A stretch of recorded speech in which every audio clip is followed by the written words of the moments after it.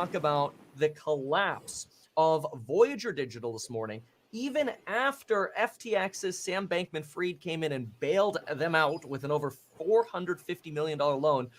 They're still filing for bankruptcy. And now individual investors in the platform and retail investors can't get their money out. Folks, Kevin O'Leary, I want to start with you. What's happening here? And then I want to hear from Wonderfi and maybe how things are different with you.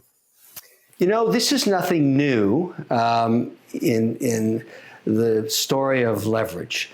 And so in every cycle, what happens is various actors, companies, take on more and more aggressive positions using leverage to goose returns, which is age-old. It works. It definitely works. Now, what you're going to find in this situation is many crypto operators, particularly lending platforms, have never operated it with such volatility before. So they were in the slow growth from Bitcoin, almost a decade ago, from $800 all the way to $60,000. And all along the way, some of them became really aggressive in using leverage, which is the traditional hedge fund model. Now, what happens, and this happens in equities, it happens in bonds, it happens in real estate, it happens in crypto. Crypto's the Johnny-come-lately new asset class with a whole lot of newbies in it. You're going to see a whole series of these actors get crushed to zero over the next few months. In the contagion of leverage being caught offside with the lack of liquidity. Voyager is not that big a deal. It's kind of irrelevant in terms of, this is a diversified shareholder base. It's not FDIC insured in any way, so it's not putting any stress on the government systems in any way. All the shareholders should consider themselves educated, no different than when you go to Las Vegas, put it all on black, and it's red, you lose. That's exactly what's happened here. But the great news about this and why this is so good for the market and how this helps the crypto market is it educates the business models that aren't going to work. So it's like taking a big spatula from the sky and scraping all the crap out of the market. And it's going to happen very, very quickly. So anything that was built on a business model that is not going to work or can't sustain volatility is going to be gone. And it's a good thing. It's a wonderful thing. It's going to leave the industry much stronger. Yes, we must mourn the investors that got wiped out to zero, but even they are better off in the sense that they've been educated. So how do you know what's safe? Kevin O'Leary, what do you look for in a company to know? Because Voyager was a public company. We could look at their statements and their filings from March 31st, and we see, well, they had money, and the CEO in interviews told us, hey, we only lend to qualified institutions, or we lend the bulk of our money to large institutions. One of them ended up being Three Arrows Capital, where they lended 33 cents out of every dollar they lent to, who got completely wiped out. So how do we protect ourselves even with public financials? You own crypto without leverage, and you understand your counterparty risk. Don't worry, by the time all the litigation is over from all these bankruptcies, you'll know everything about everybody. Lawyers are really good at doing that, and there'll be tons of class action, if not just straight on litigation, to go after any assets they can get. And that is sort of, when a fish dies in the ocean, it goes to the bottom, and that protein is reprocessed by slugs. And I'm not saying lawyers are slugs. They have more than single cell proteins, but they know how to get the last drop of any value there, and they're going to get it. It's going to take 5 to 7 years, but all of this is good. So when I hold crypto, and I know it's very volatile, I have zero leverage in any of my positions because I know tomorrow morning I could wake up down 38% in any token, any coin, any project. And really, that's exactly what's happened. So, but if you put on leverage, you learn the very, very important lesson. You go to zero. Ben, I want to ask you, how are you different at Wonderfi? How are you not lending to hedge funds like Three Arrows Capital? Or if you are, how do you vet them differently? What's different about you? Why are you not going to be a BlockFi or a Voyager? This ties back into the question you just asked Kevin, which is how does he decide what's safe to invest in? And one of the things that he has been talking about for many years before he even got involved with crypto was just about compliance and regulation, and obviously coming from the world that he does. And so that is the difference with Wonderfi and BitBuy and Coinberry, which are a couple of the brands that we have under the Wonderfi banner. All of our platforms are regulated by securities regulators in Canada. And what that means is when we offer products, we have to vet them with the regulators. And so we have to go to the regulators with a plan around how we're going to actually implement something like staking, for example, be able to assess the different risk profiles, have a bunch of processes and backstops in place before we can actually bring that product to market. Now, when you look at a platform, not to single out Voyager, but just as it's in the news, that is something that did have some state licenses in the US, but really didn't have the oversight of a regulator like the SEC or the Ontario Securities Commission in Canada. And so products that they're offering, like that offer yield to customers, and that's what we're seeing implode right now. No regulator had been looking at that or had vetted that to see what types of risks exist for the business and for the customers. And so the regulation piece becomes extremely important. And I think these events with Voyager, with Celsius, and with BlockFi, which are all happening around the same time, this crypto liquidity crisis, that going back to what Kevin said, it's an education for users and for shareholders. It's also part of the growth of the industry. So we will see regulators focus on this particular issue going forward.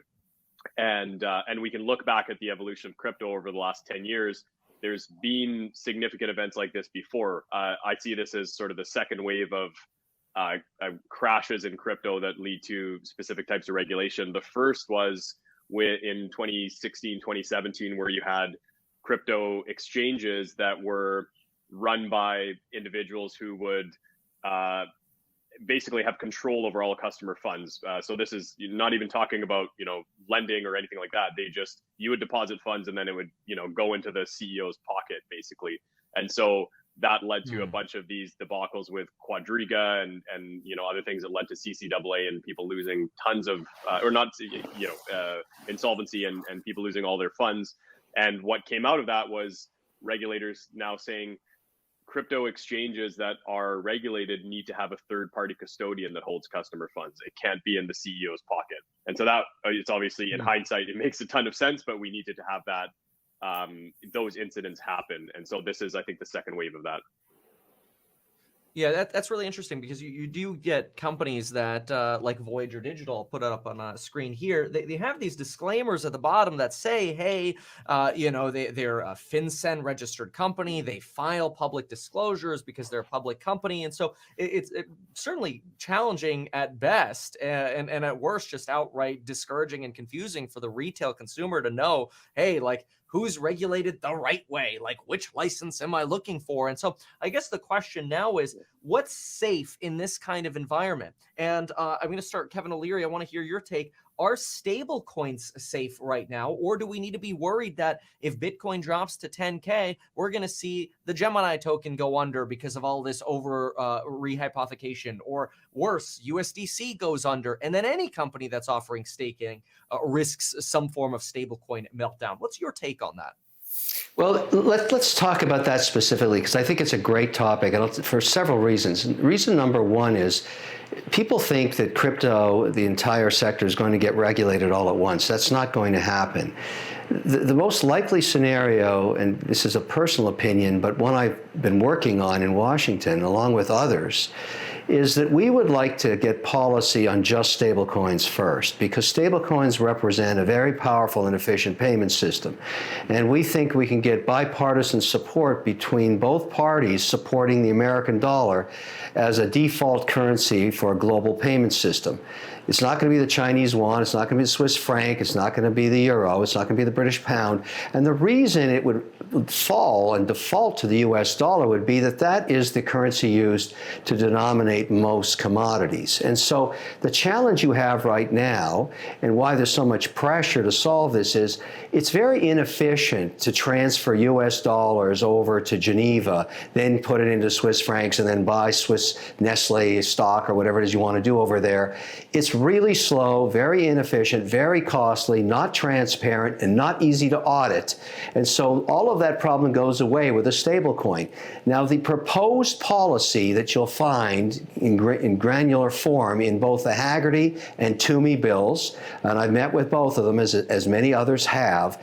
This is very simple policy. What it looks as, it says, okay, for any stablecoin, an audit every 30 days. And any asset underlying, holding up the value of the coin or token, cannot have a duration of more than 12 months. Now, you've seen that policy before. It's called a money market fund, and you'll find it at Fidelity and Putnam and many other financial services entities that are FDIC insured. Circle, if it wished, that issues USDC, could become a bank. They could be FDIC insured if they wanted to, but they are sort of leading the pack with crypto in terms of payment systems under a stablecoin that has not broken a buck. So you've seen even Tether trades below $1. It's 0.999 right now.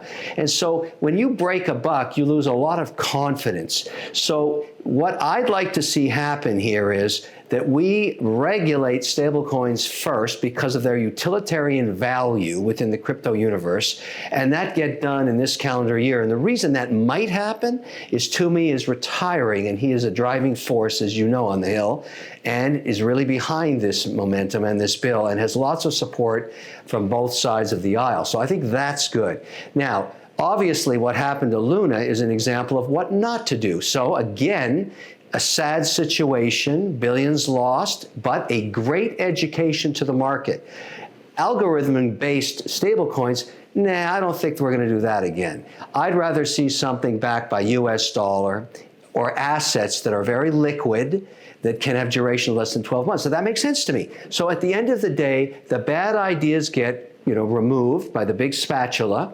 And again, it's unfortunate for those investors that didn't think it through, but not all stable coins are alike, USDC being the leader currently. Now, having said that, if you go look at current yields across the spectrum of duration from 1 month to 12 months, it's only 50 basis points right now. So right now, USDC, while it hasn't broken $1, is not a great place to park cash because you can do 1.2% in commercial money market accounts in US dollars. So at any one time, you have to manage assets as you always had to. I think USDC, when things stabilize and there's more demand for it, will probably have rates 300 basis points higher than 1%, but you just don't know. And when you were putting out loans on USDC platform, it would have been best to ladder them from 1 month to 12, so you'd still be accruing 3 to 4%. But everybody's learning. That's my whole point. That was a long dissertation about what I think is going to happen in stablecoins. But if you're going to be in a stablecoin, it's only a personal opinion, USDC is the one that has not broken a buck recently. Yeah, and so I want to ask a follow-up to that and then go to Ben. The follow-up is a lot of folks, I don't believe, realize that when they do stake a USDC stablecoin, even though that coin is backed by $1, if it's then lent out, that person no longer has the right to the claim of that dollar. The person whom the coin is lent to has that right. And I wonder, is there a risk that companies are leading a lot of retail consumers to believe that, oh no, you can always rename it for $1 without mentioning that, oh, but it's leveraged out 10, 20, 30 times. And Ben, I'm going to end up asking you after Kevin O'Leary here, how many times are these stable coins lent out? Do we have any idea about that? But Kevin O'Leary, for you, isn't that a risk if you take yield that you're actually becoming a lender? And if we have systemic shocks, or at least certainly going through a bear market, that you could even see a USDC break a buck. And even though it's backed by the dollar, the people who lent out or staked lose, and the last person who's not staking it out, they get the dollar. What's your take on that? So that's where you need management and compliance and total transparency. And so those who have opened accounts with Circle itself, managed it under corporate accounts, understand exactly what you just disclosed. But also the company is constantly monitoring its margin requirements and exactly what it's got and what it's holding. And if you have an account with Circle, you're getting a constant stream of information answering exactly those types of questions because they have their brand to protect. They also have that dollar strike value to protect, and they have their corporate accounts and account holders to protect, and they want to do that. They want to emerge from this successful, even though it's been tested with volatility. And I will remind you that recently it was disclosed that both Fidelity and BlackRock each invested $200 million in the Series F of Circle. That is a huge vote of confidence in the middle of all of this volatility. We're talking about the equity of the company. And so they're the most conservative money managers on earth, putting a bet forward on Circle becoming at least one of the regulated cryptocurrencies that are stable. And so at the end of the day, you know, they have the risk too. We all have risk. But if I have to bet, I'll invest beside Fidelity and BlackRock, and that's exactly what I did. Ben, your take on stablecoins, and what do y'all do at Wonderfi? How is that sort of, you know, when individuals stake? How do you handle the disclosures for that? But also, more interestingly, can you give us some insight into how often are these stablecoins circulated through the system? Is it, you know, somebody deposits $100,000 and then that gets cycled through 5 times? Is it 100 times? How many times does that lent stablecoin sort of move around? So yeah, a couple questions in there, and I think it's I love the, you know, the root of all your questions comes back to there's a lot of retail confusion about products and licenses and what's regulated and what's not and what the risks are. That's what it comes down to. And even for sophisticated people, like you pulled up Voyager's website, okay, it's a public company, it's licensed by FinCEN, there should be some comfort level with that. And as much as compliance and regulation can be a boring thing to talk about, and I'm actually a lawyer in a previous life, you know, one of those bottom feeding fish that Kevin mentioned, or whatever the phrase was. But you know, as much as I try to get away from that, that's really, you know, the DNA of what we're doing is really around regulation and compliance, and so much of that comes back to disclosure and really helping customers understand what the risks are. So just to kind of cycle through a few of the topics and questions, I think you know, for users that, because this is just going to become more and more important, especially in light of some of these incidents now. So, you know, with FinCEN and FinTrack, those registrations, they're not actually protecting the customer. They're really focused around anti-money laundering rules, and there's not a customer protection that lies in there. It's really the licenses with the SEC or the OSC, the securities commissions, that have these mandates of protecting investors and users now in the crypto space, now that they've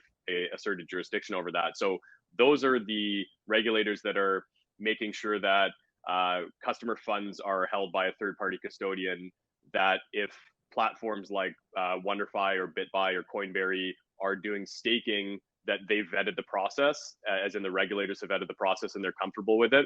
And so, you know, tying that back into what we do, we actually don't offer staking through our platforms yet, but we've been in discussions with the regulators for quite some time, and there's always pressures to bring new products to market. And obviously I face that in my role, and we face that as a company. But at the end of the day, in situations like this, it's better to be a bit slower moving and make sure that the products that you're offering are safe and secure for customers. Because at the end of the day, this is no longer just an early adopter crowd that we're dealing with in crypto. You're now really getting into closer to some mainstream adoption. So you're getting people that don't have necessarily the sophistication or background of crypto trading for years. And so there's a lot of additional risks that come in for those users. So I think it becomes more and more important for companies to be clear about what the risks are with the platforms. And I know a big topic with some of with the liquidity crisis with some of these companies we're seeing is that there weren't really proper disclosures around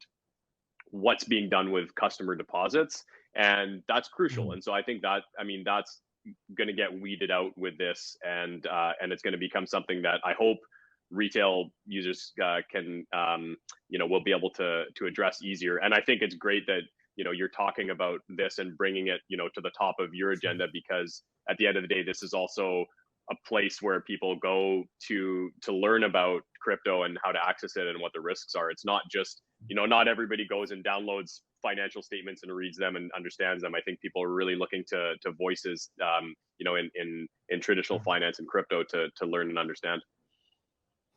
So what risks would customers face if they wanted to go to Wonderfi, or would they face any? What kind of confidence would they have that they're not going to get voyagered and we're not going to see this sort of Celsius limitation of withdrawals? And then maybe second, if you could speak to how have signups been lately? Are you noticing at the business a little bit of a slowdown in the last few months? Yeah, so definitely. So I'll answer the second part first, which is generally, I think the whole crypto industry, all platforms have seen, a general decline this year, just with macroeconomic conditions and what's been happening in the crypto market as a result. So I think, generally there's, a bit of a softer market right now, but nothing that we haven't seen before. And in terms of confidence for customers, we don't lend out any customer assets. No, we've never done that, nor will we do that unless we find a way that is vetted and approved by regulators, that has, doesn't have the risk profile of some of these incidences. But it's not part of the plan right now. I think our business really focuses around providing a simple, compliant way for people to trade crypto, and just making it as dead simple as possible. And so I think some of the strategies, the high risk strategies that you've seen with some of the names in the news recently, those are people that, companies that were chasing, higher revenue, higher returns, and offering things that were unsustainable for customers, like 20%, yields on their crypto assets. So that's something that right now we're not even allowed to do that, because we're regulated, and we need to get through a process with the regulator to be able to do that.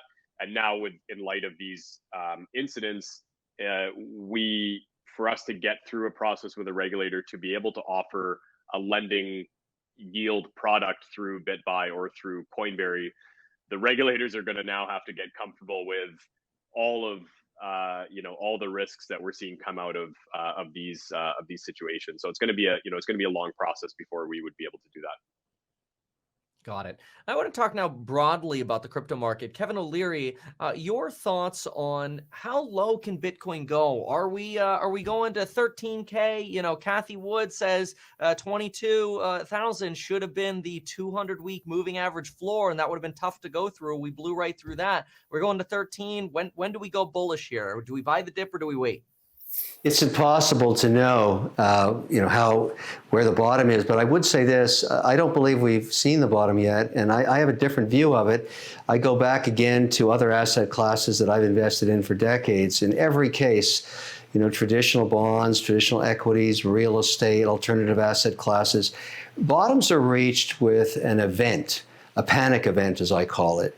And you can find it in every asset class. Back in the hedge fund days, when they started gating, these large multi-billion-dollar hedge funds that gated, shut down their liquidity, caused panic, and you saw bottoms in equities as they were being liquidated.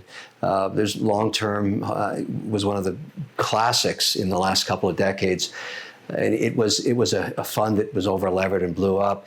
We haven't seen that yet in crypto land. There's no big guy has gone to zero yet, and I think that's still to come. Hard to say who it is, because it's going to be because of leverage and some kind of relationship in a counterparty holding that they have not disclosed. And I'm just speculating right now, but that would be very healthy for the market to have that happen.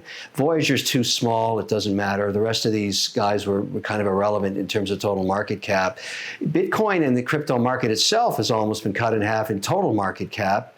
And so you would think we're on our way to the bottom, but I like a big panic event. That's always been a great way to bottom. It's towel throwing, it's capitulation, it's massive volume, it's total panic in the streets, and always a great buying opportunity. I have no idea who's next. Could be tomorrow morning, could be a month from now, but it's coming to a theater near you. And it will definitely be a very good thing for this industry. It'll be a great thing because it'll take out all of the bad, broken business models, the heavy leverage, the speculation that was too risky, and push everybody, and this kind of circles back to the conversation you were having with Ben at Wonderfi. The reason I'm an investor in Wonderfi is I need a place to store my crypto assets that fit into my compliance and accounting departments.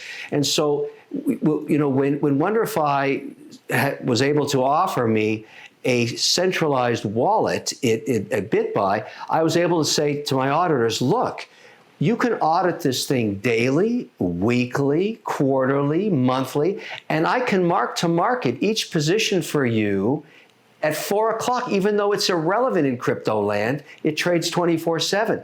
But the old infrastructure of compliance that exists for all financial markets has not yet provided systems yet for anybody that wants to be compliant like I have to be. I don't have an option.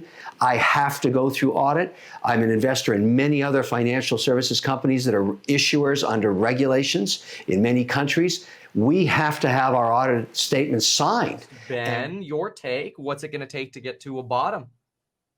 I think these are definitely good signs that we're getting close to a bottom, and we'll have to see how Voyager, BlockFi, Celsius play out. I think there is a potential that some of those firms are going to have to liquidate large amounts of crypto, which would likely send the market down further. And to Kevin's point, we'll see what else comes up over the coming weeks.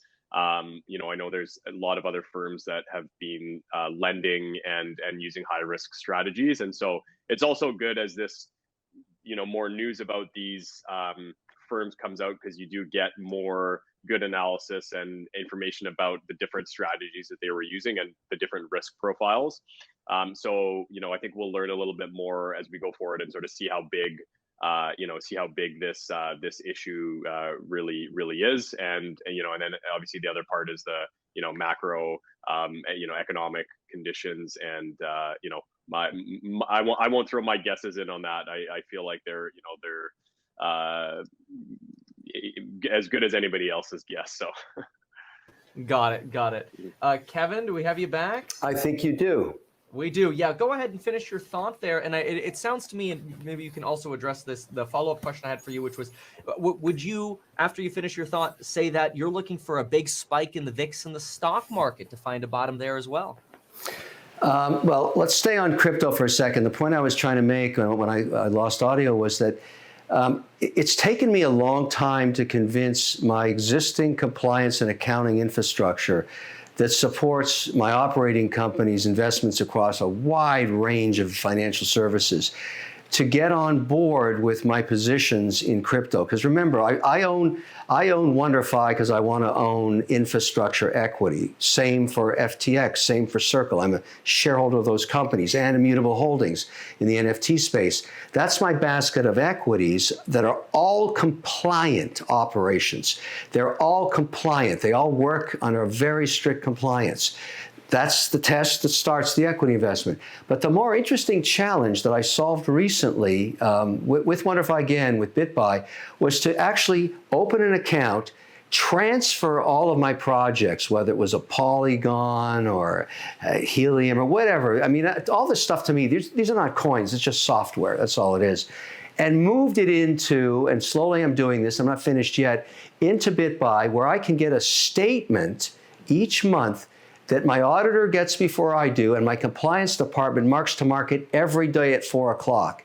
And I find it so humorous that the whole compliance world still marks to market crypto at 4:01 p.m. as if that means anything. Because it's trading 24/7.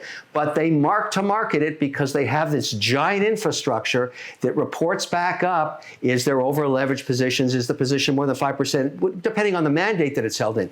But this is what Wonderfi is doing. It's working under the regulator, under an order, completely compliant, actually has a public auditor looking at it now, signing my statements. That's a big deal. That did not happen for years. And that's why I'd rather invest there, because that's going to become more and more and more important as regulation comes. The large institutions that don't own any crypto need the Wonderfis of the world, totally compliant, whether it's decentralized or centralized, and auditors that can actually use the infrastructure they're building to make sure they can mark to market according to the traditional rules of compliance. There's a commenter here asking if your stance on NFTs has changed at all from the utility of NFTs related to cars or watches. I'm still a huge fan of NFTs for authentication, not for trading. I have never, ever traded one until the regulator tells me if it's a commodity or a security, because I don't want to get caught in that debate. But I have used them. Last week, there was an art exhibit on in New York, and I bought a piece, and I asked the dealer and the artist, I will not take delivery without an authentication NFT. And they said, well, wait a second, we don't have one. I said, then you don't have a sale. I want that so I can send it to my insurance company. That's the way things are moving. I'm not trading that NFT. It's attached physically, if you want to think of it that way, to the piece of art I bought. It will trade when the physical art trades. But now I'm able to actually send the NFT to my insurance company and say, this is what I bought, this is when I bought it, here are the attributes of it, here's its physical location, it's on transportation now down to Florida to my home, and all of that is covered in this NFT. So that's the future of NFTs for me. I don't know about an ape or any of that stuff, because to me, where's the intrinsic value there? Somebody tried to sell me an ape for $362,000. It's now worth 60. That's not good. All right, last question, and then I'll open it up to just final comments from both of you. So this question for both of you: what happens when people like Sam Bankman-Fried run out of money to keep bailing out companies in the industry, and maybe we do get that mass panic event? Are retail consumers going to want to be part of crypto when that event happens, or jump in, after that event happens? You first, Kevin O'Leary, then Ben. Well, I have to disclose, I'm a shareholder. Ben, you should be aware, is a shareholder in Wonderfi as well. He came in around the same time I did. I am a paid spokesperson for FTX, so I have a lot of respect for the management there. I did a lot of due diligence before I accepted that position because I wanted to have a compliant home. But Sam is one of the smarter guys in this space for this reason. Long before crypto, he was a trader. He understands the power of leverage, both to the dark side and the upside of performance. So I'm going to guess, and it's a personal opinion, the last guy to blow up is going to be Sam Bankman-Fried, because he doesn't get himself caught in over-levered positions. Now, they're very, very good in terms of managing their own business. He's got a huge team there. Ryan, the CEO, they also manage the Americas differently. They do the rest of the world. They're compliance. His parents are compliance lawyers at Stanford. I mean, he doesn't have a better heritage in terms of managing this process. So I think he's probably going to be one of the ones that picks up the pieces and has been doing that in recent purchases that are made public in various platforms that are just getting crushed. It's a long-term strategic move. I think it's smart. Ben, your thoughts, liquidity, VC space, what are you seeing? What happens if Sam Bankman-Fried runs out of money, or will he? Yeah, I think if Sam runs out of money, it would be interesting to see if other more traditional financial institutions step in to participate in bailing out some of these parties. I think that'll be interesting because we have seen a lot of financial institutions make big investments into the crypto space. So I think that'll be something to keep an eye on. Government involvement and bailouts. I don't necessarily know whether that's on the table, but I think that's the sort of lens that I'm looking at it through. And it'll be interesting to see how it plays out. I do think it is great to see Sam and FTX stepping up and hopefully being able to preserve some customer funds through the actions that they're taking. I think at the end of the day, we can look at this from an investor standpoint, from a user standpoint, whatever it is. But at the end of the day, there are lots of retail users of crypto, a lot of them first time, who are stuck out holding the bag and with amounts of money that are very significant to them. And so I think always looking at it from that lens is really important, because this is an asset class and a technology that is meant for mass adoption. It's meant for to be a currency of the people, and so I think we should really never lose sight of that. So I think from that lens, what Sam is doing is fantastic, and hopefully he'll be able to keep the dollars in some people's pockets through FTX's actions. Sounds great. Let's get some final thoughts from both of you, maybe 60 seconds each. Final thoughts on the crypto market. Are you waiting for that big panic, or what's the future? Do we still have a future in the crypto utility, crypto investing? Kevin O'Leary, we'll start with you. Final comments or pitches that you want to make, and then Ben, and then we will wrap it up. I think crypto has a very bright future. I'll be bold enough to say in this very volatile market for crypto that within a decade it'll be the 12th sector of the S&P. And the reason is there's just too much productivity, too much transparency, really strong vehicles for solving financial services problems that exist today, like transferring capital, as I talked about earlier. It's just too good and too efficient. And so it'll remain. The key is we need to get some policy. I think it'll happen first with stablecoins. And you asked a question about the stock market. It's no different than the crypto market. The stock market is still a little expensive if you believe we're having a recession. Probably fairly valued if you think we're having a soft landing. The trouble is nobody knows. So you're going to see this fibrillation going back and forth until we resolve that question and we know where the Fed stands in further rate hikes. But there are some great companies that have lost 20, 30, 40% of their value. And I have to admit, I'm nibbling in equities as well, just as I am in crypto. And so I can't call the bottom, but I don't use leverage. That's the secret sauce. Everybody's calling me up, wanting to lend me money. And I just say, no, no, Nanette, not interested. Awesome. Ben, final comments from you? So definitely crypto's not dead. Bitcoin's not dead. I think whenever we have situations like this or markets like this, we've heard that question come up time and time again over the last 10 years. And I think the way to look at it is you have these aggressive growth cycles and then these downturns where a lot of issues are resolved. Previously, it was with the technology in some cases. And then in more recent years, including this year, it'll be with regulation and sort of like really weeding out sort of, bad actors or people that are not operating in a way that's safe for customers.